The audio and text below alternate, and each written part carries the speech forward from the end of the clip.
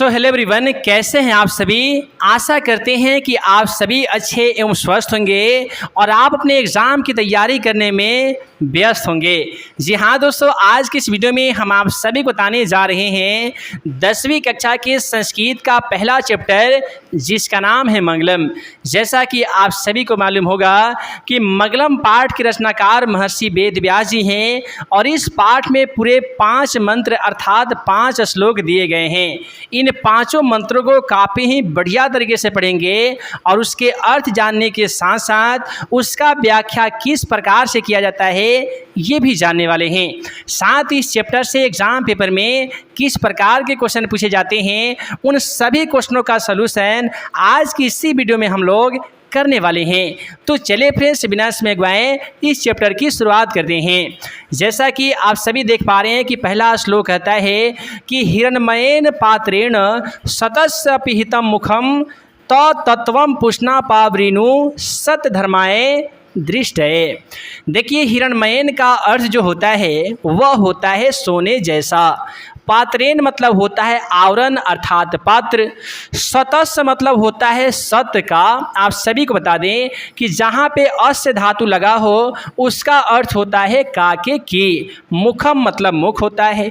तत्वम पुष्णा पावरीनु सतधर्माय दृष्टये, अर्थात कवि इसमें कहना चाहता है, महर्षि वेदव्यास जी कहते हैं कि हे प्रभु, सत्य का जो मुख है वो सोने जैसा आवरण से ढका हुआ है।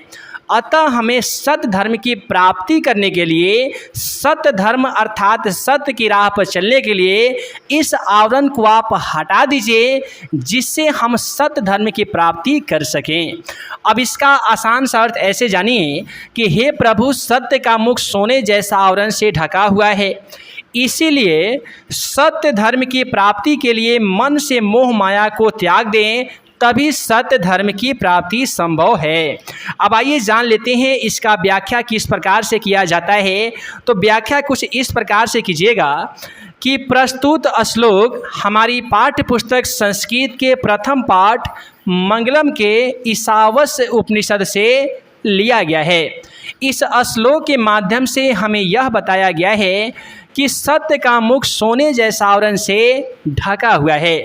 विद्वान लोग मोह माया के जाल में पड़कर सत्य को छुपाए हुए हैं। सत्य धर्म की रक्षा के लिए आप उस आवरण को हटा दीजिए, जिससे हम लोग सत्य धर्म को देख सकें। उम्मीद करते हैं आप सभी को पहला श्लोक समझ में आ गया होगा। अब आइए इसी प्रकार से हम लोग अगला श्लोक को देख लेते हैं। यदि आप अगला श्लोक को देखें तो काफ़ी ही मज़ा आता है इसे पढ़ने में। कहता है अरुण अनियान महतो महियान आत्मस्य जनितो निर्हितो गुहायाम तमक्रतु पश्यति बीतशोक धातु प्रसादानम महिमात्मन। यही आपका यहाँ पे दिया गया है कि अरुण अनियान महतो महियान। देखिए दोस्तों, अरुण अनियान के मतलब होता है छोटा से छोटा, महतो महियान मतलब होता है बड़ा से बड़ा अर्थात महान से महान, आत्मस्य अर्थात आत्मा का, जनतो निर्हितो गुहायाम। गुहायाम का मतलब होता है गुफा। और ये किस चीज़ का गुफा दोस्तों? तो जनतो निर्हितो यानी जीवों के हृदय रूपी गुफा।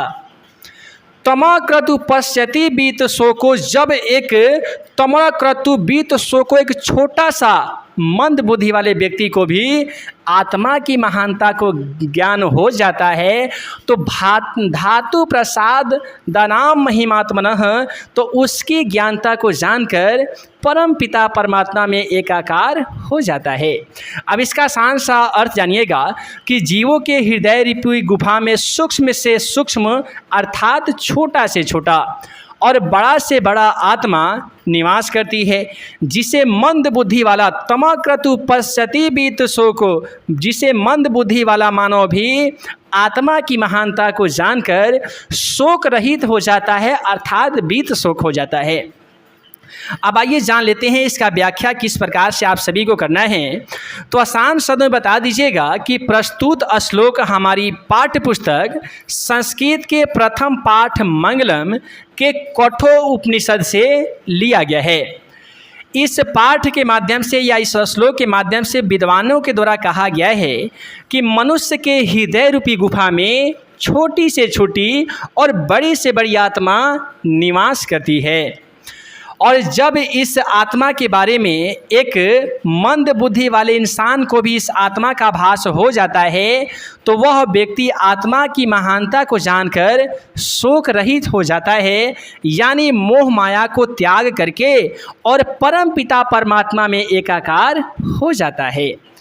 अब आइए इसी प्रकार से हम लोग अगला श्लोक को काफ़ी ही कम समय में और बढ़िया तरीके से जानेंगे। यहाँ पे अगला जो श्लोक कहता है कि सत्यमेव जयते, ये काफ़ी ही इम्पोर्टेंट लाइन है जो हर एग्ज़ाम पेपर में ये क्वेश्चन पूछ लिया जाता है कि सत्यमेव जयते यह किस उपनिषद से लिया गया है। तो याद रखिएगा मुंडक उपनिषद से लिया गया है ना जी। और आप कहीं पे विद्यालय या कोचिंग संस्थान में पढ़ते होंगे तो वहाँ पे दीवार पे एक लाइन लिखा गया रहता है सत्यमेव जयते, अर्थात सत्य की ही जीत होती है। तो यहाँ पे वही कहता है कि सत्यमेव जयते ना अनृतम, ना मतलब नहीं और निरितम का जो अर्थ होता है दोस्तों वह होता है झूठ, अर्थात सत्यमेव जयते सत्य की ही जीत होती है, ना अनृतम झूठ की नहीं। सत्येन पंथा विततो देवायान, सत्य के द्वारा देवताओं का मार्ग विस्तारित होता है। इनाक्रमन्तस्य हमाप्त काम यत्र तत्र सतस्य परम निधानम, और इसी सत्य के द्वारा देवताओं का मार्ग विस्तारित होता है। जहाँ ऋषि मुनि ब्रह्मागण ज्ञान को जहाँ पहुँचाना चाहते हैं उस सत्य से बड़ा कोई सत्य नहीं है, और सतस्य परम निधानम, और यही दोस्तों सत्य का परम निधान है। इसका अर्थ जानिए कि सत्य की ही जीत होती है, अर्थात सत्यमेव जयते, ना अनृतम अर्थात असत्य यानी झूठ की नहीं। सत्य के द्वारा देवताओं का मार्ग विस्तारित होता है, जहाँ ऋषिगण ब्रह्मा ज्ञान तक पहुँचाना चाहते हैं, और उस सत्य से बड़ा कोई सत्य नहीं है, और वही एक ऐसा सत्य है जो सत्य का ही परम निधान है। अब आइए इसका व्याख्या आसानी तरीके से जान लेते हैं। तो इसका लिखिएगा कि प्रस्तुत श्लोक हमारी पाठ्य पुस्तक संस्कृत के प्रथम पाठ मंगलम के मुंडक उपनिषद से संकलित है, अर्थात लिया गया है। इसमें ऋषियों के द्वारा बताया गया है कि सत्य ही एक ऐसा सत्य है जिसे कोई झुठला नहीं सकता है। ऋषि द्वारा सत्य की प्राप्ति करने के लिए अर्थात जन कल्याण के लिए कठिन से कठिन परिश्रम करने पड़ते हैं। सत्य के द्वारा देवताओं के मार्ग भी विस्तारित होते हैं। अब आइए इसी प्रकार से अगला हम लोग ये श्लोक को जान लेते हैं। ये भी काफ़ी ही लाजवाब श्लोक है और कहता है यथा नद्ध अस्यन्दमानः समुद्रे अस्तम गच्छन्ति नाम रूपे विहाय। यथा मतलब होता है जिस प्रकार, नद्ध यहाँ पे लिखा गया है तो नद्ध नद्धौ नद्धा ये नदी के बहुवचन होते हैं।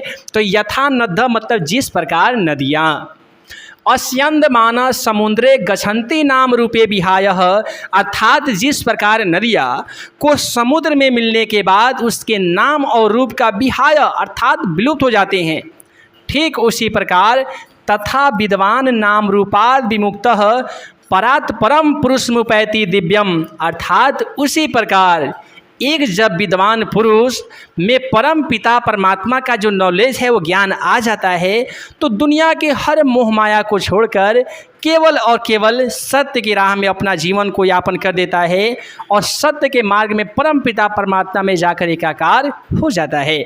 अब यहाँ पे बताएंगे कि जिस प्रकार बहती हुई नदियाँ समुद्र में मिलकर अपने नाम रूप से विलुप्त हो जाती है, ठीक उसी प्रकार से विद्वान पुरुष भी दिव्यता को प्राप्त कर परम पिता परमात्मा में एकाकार हो जाता है। अब आइए जान लेते हैं इसका व्याख्या किस प्रकार से करना है। तो बता दें आपको कि प्रस्तुत श्लोक हमारी पाठ्य पुस्तक संस्कृत के प्रथम पाठ मंगलम के मुंडक उपनिषद से लिया गया है। इस श्लोक में हमें बताया गया है कि जिस प्रकार नदियों को समुद्र में मिलकर उनके अस्तित्व का पता नहीं चलता है, यानी अपने मन से विमुक्त हो जाती है, ठीक उसी प्रकार विद्वान लोग भी परम पिता परमात्मा से साक्षात्कार हो जाते हैं ना, यानी उनमें उनसे मिलने के बाद वो मोह माया को त्याग करके और परम पिता परमात्मा में अर्थात भक्ति में लीन हो जाते हैं। अब आइए यहाँ पे हम लोग अगला श्लोक देख लेते हैं और ये आपका बुक का अंतिम श्लोक है और काफ़ी ही लाजवाब है। कहता है कि वेदाहमेतं पुरुषं महानतम आदित्य वर्णम तमसः परस्तात् तमेव विदित्वति मृत्युमेति ना अन्य पंथा वितते अनायः। अर्थात वेदाहमेतं पुरुषं महानतम, वेद उस महान पुरुष के समान है। अब कैसे पुरुष की बात करते हैं तो आदित्य वर्णम तमसः परस्परात्, जिस प्रकार से हम जब एक सूर्य को देखते हैं ना दोस्तों, तो सूर्य से जिस प्रकार से हमें रोशनी मिलती है उसी प्रकार से जो वेद है एक महान ज्योतिष पुरुष के समान है जो हमें ऊर्जा अर्थात प्रकाश देते हैं। त्वमेव विदित्वमेति मृत्युमेति, अर्थात वेद की ज्ञानता को जानकर हम मृत्यु पर भी विजय प्राप्त कर सकते हैं। ना अन्य, ना अन्य, ना का मतलब नहीं, अन्य का मतलब अन्य अर्थात दूसरा, पंथा मतलब होता है दोस्तों मार्ग अर्थात रास्ता, बीतते अनाय अर्थात मृत्यु पर विजय प्राप्त करने का इससे बढ़िया कोई दूसरा मार्ग नहीं है। ना अन्य मतलब नहीं है, नहीं है ही नहीं। अगर है तो फिर बताइए, अगर है तो बताइए। अर्थात वित्यानाय, अर्थात ये हमें बताया गया है कि जैसे हम लोग अंधकार के बाद सूर्य को देखते हैं तब आदित्य वर्णम तमसा परस्परात्, ये तमसा मतलब होता है अंधेरा और आदित्य वर्णम मतलब होता है सूर्य के रोशनी के जैसा। जब हम एक अंधेरे बंद कमरे से में अगर रहते हैं तो हमें क्या होती है, रोशनी की तलाश होती है। तो जिस प्रकार से अंधेरा से हमें रोशनी की तलाश होती है, ठीक उसी प्रकार से जो वेद है उस महान पुरुष के समान है। वेद को जानकर मृत्यु पर भी विजय प्राप्त किया जा सकता है और इसके सिवा कोई अन्य मार्ग नहीं है। अगर है तो जानते हो तो बताओ। अर्थात वेद ही सत्य है, बाकी सब असत्य है। अब आइए इसका हम लोग जान लेते हैं कि व्याख्या किस प्रकार से करना है। तो प्रस्तुत श्लोक हमारी पाठ्य पुस्तक संस्कृत के प्रथम पाठ मंगलम के श्वेताश्व उपनिषद से लिया गया है। इस श्लोक के माध्यम से बताया गया है कि वेद स्वरूप ईश्वर की चर्चा की गई इस श्लोक में। इस श्लोक के माध्यम से हमें ये बताया गया है कि वेद की ज्ञान की प्राप्ति करने वाला ही मोक्ष की प्राप्ति कर सकता है। अतः यही एक ऐसा मार्ग है जहाँ पे मोक्ष की प्राप्ति संभव है। इस मार्ग के अलावा कोई भी ऐसा दूसरा मार्ग नहीं है जहाँ पे आप जाकर मोक्ष की प्राप्ति कर सकते हैं। यदि कोई दूसरा मार्ग है तो फिर बताइए। तो इस प्रकार से इस श्लोक में जो 5 जो मंत्र दिए गए थे, 5 श्लोक जो दिए गए थे दोस्तों, इन सभी श्लोकों को काफ़ी ही लाजवाब तरीके से हम पूरी कोशिश किए हैं कि आपको हर एक श्लोक का बढ़िया तरीके से अर्थ बताया जाए और उसका व्याख्या यदि एग्जाम पेपर में पूछे जाए कि एक श्लोक दे दिया जाता है और बोला जाता है कि इसका व्याख्या कीजिए, तो लाजवाब तरीके से इसी प्रकार से आप व्याख्या करके आते हैं ना, तो विश्वास कीजिए हमारा कि पूरे के पूरे मार्क्स आपको एग्जाम पेपर में 100% दिए जाएंगे। तो आशा करते हैं कि आज का वीडियो आप सभी को पसंद आया हो। दोस्तों वीडियो पसंद आया हो तो वीडियो को लाइक कीजिएगा, अपने दोस्तों में शेयर कीजिएगा। चैनल पर नए होंगे तो हमारे इस YouTube channel math and magic tips को जरूर सब्सक्राइब कीजिएगा। मिलते हैं एक नए वीडियो में नए वीवीआई क्वेश्चन के साथ। तब तक के लिए आप सभी को वीडियो देखने के लिए बहुत बहुत धन्यवाद।